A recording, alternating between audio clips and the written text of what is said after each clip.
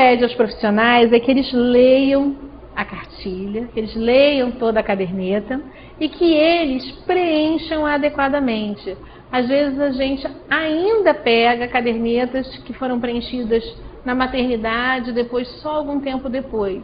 Então, se essa criança está frequentando adequadamente as consultas, ela precisa ter os seus dados todos preenchidos para que a gente possa, posteriormente, reavaliar, olhar para trás, em que momento ela começou a perder peso, em que momento ela parou de crescer, em que momento essa criança começou a estar atrasada no seu desenvolvimento, e é preencher toda a caderneta, não é preencher só aquele dado que o profissional considera importante, mas todos os dados de acordo com a faixa etária da criança, e isto inclui um instrumento de vigilância do desenvolvimento.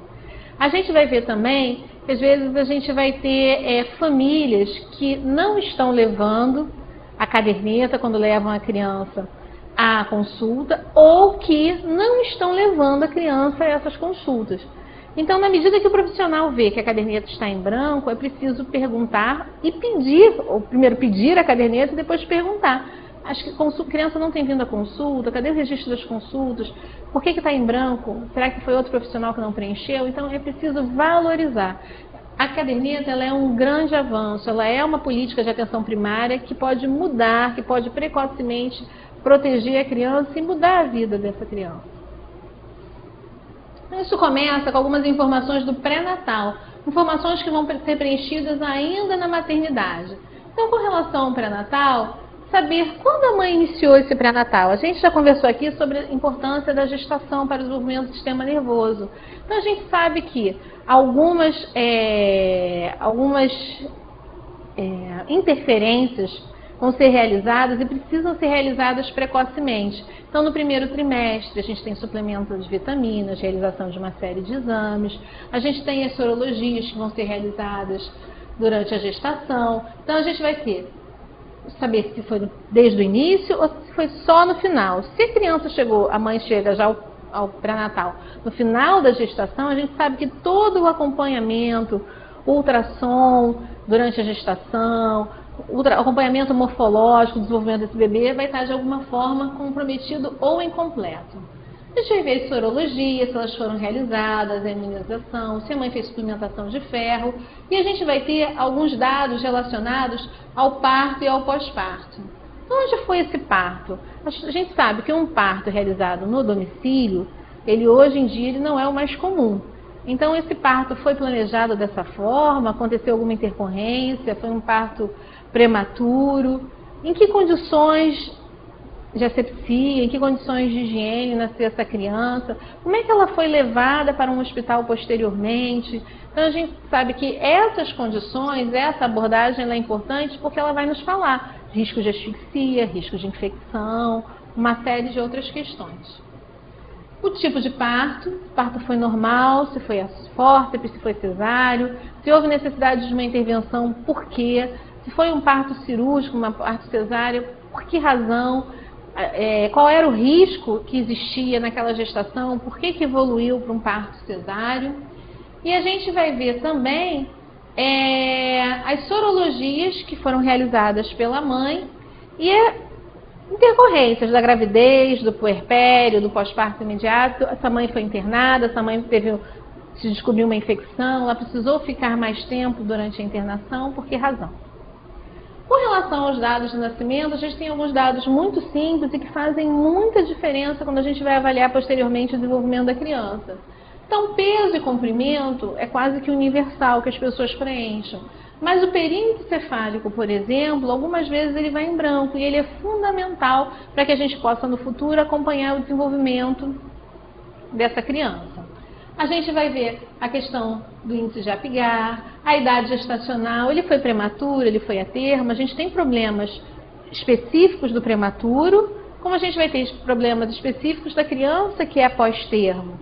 Então, se a criança foi prematura, a gente sabe que existem riscos relacionados à alimentação, riscos de infecção, ela teve algum problema de insuficiência respiratória, de maturidade pulmonar. E pós-termo, ela teve algum problema relacionado ao desenvolvimento dela, asfixia, aspiração meconial, aconteceu alguma coisa nesse sentido, sofrimento fetal. Então, essas questões, às vezes, embora os pais não saibam informar, quando a gente olha esse dado, a gente pode suspeitar e pode inferir algumas informações daí. A gente vai ver a questão do aleitamento na primeira hora de vida, que é importante para que a gente possa estimular e estabelecer esse vínculo já ali, ainda na sala de parto, o mais rápido possível. E a gente vai ver alguns testes específicos. Então, o teste do reflexo vermelho do olho, por exemplo, o teste do pezinho e a triagem auditiva. O teste do reflexo vermelho do olho, ele é feito com oftalmoscópio. E o que vai se ver naquele momento? A gente tem entre a retina, né, e a parte externa do olho, meios transparentes. Então, ao se olhar pela pupila, o que a gente vai ver com o oftalmoscópio e colocando a luz naquela direção é um reflexo vermelho, porque todos os meios devem estar transparentes. Se você tem uma catarata, se você tem uma alteração ali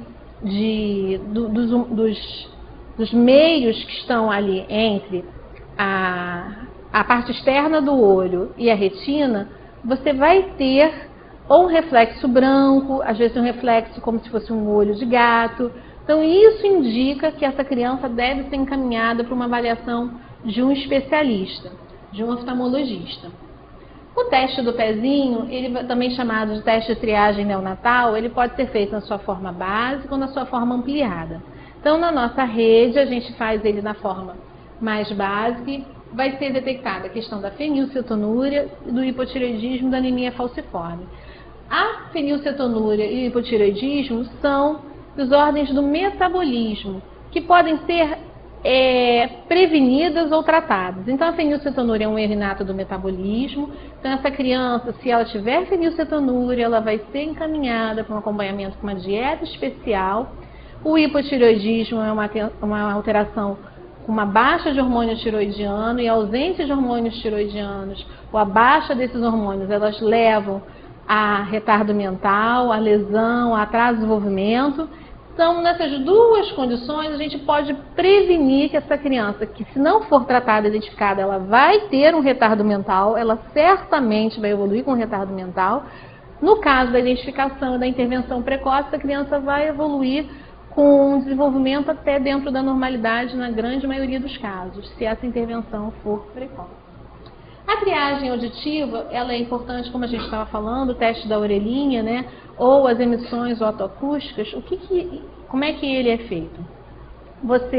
Então, é um aparelho indolor, é um exame que ele não necessita de sedação, ele é rápido e se emite um som, um eco, e vai se registrar, se no ouvido interno, o movimento ciliar da cóclea.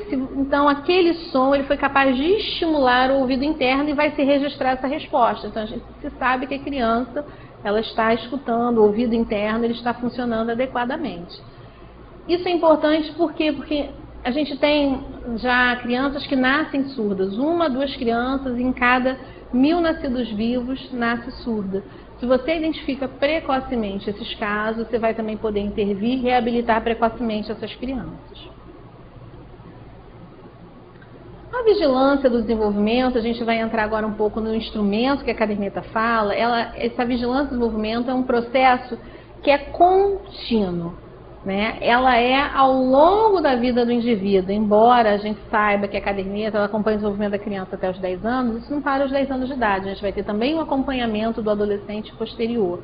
E ele está relacionado ao quê? A você promover atividades práticas que vão permitir que o indivíduo desenvolva o seu potencial, que você precocemente identifique os problemas e possa intervir para que essa criança possa desenvolver o seu potencial.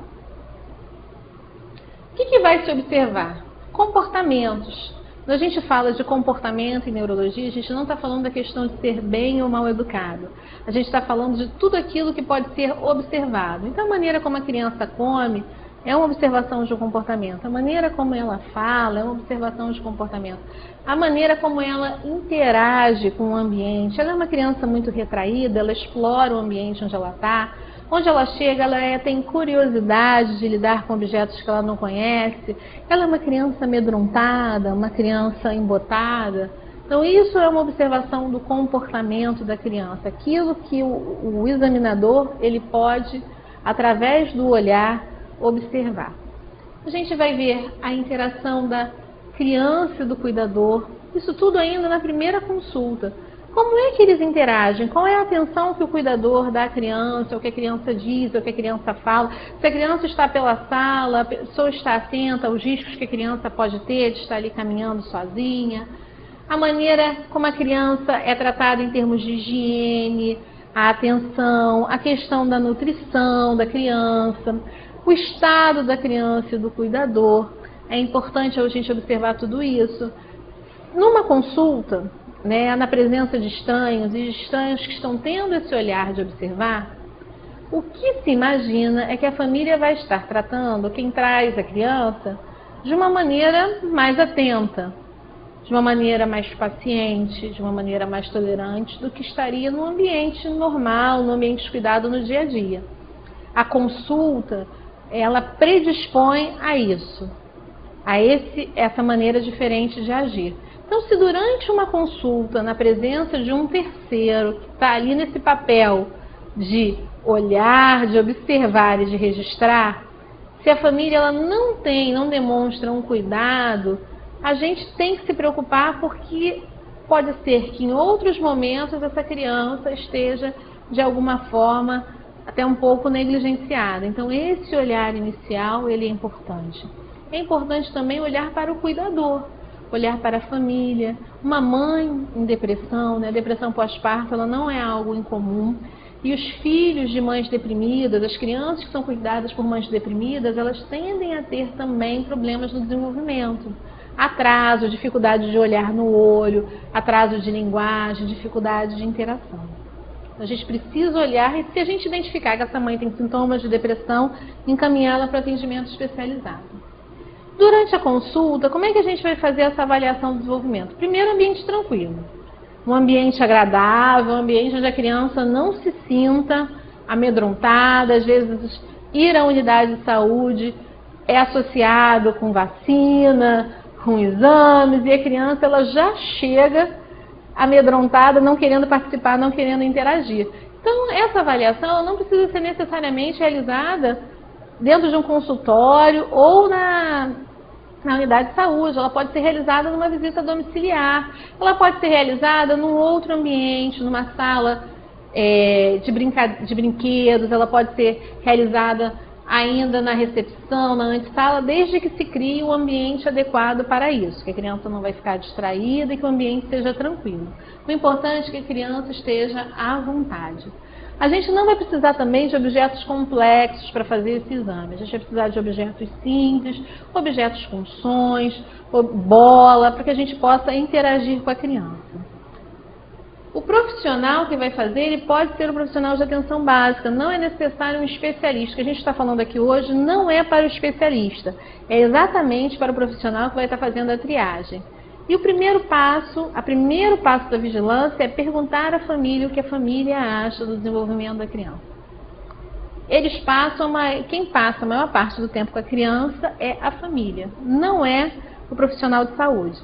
Então, eles têm um olhar muito diferenciado e durante horas de convivência, de observação, que a gente, numa consulta, durante um momento de visita, a gente não vai conseguir ter esse olhar tão amplo. Então, é importante ouvir o que eles acham e valorizar isso. Valorizar. Às vezes, uma queixa, eu acho que ele não dorme bem, ele não tem dormido bem, o que está por trás desse não dorme bem, desse não dormir? Vamos ouvir, vamos conversar, vamos explorar isso. Ele está com dificuldades para se alimentar, eu tenho achado que ele anda chorando muito, que ele anda muito triste, ou ele anda um pouco agitado, e a gente poder observar.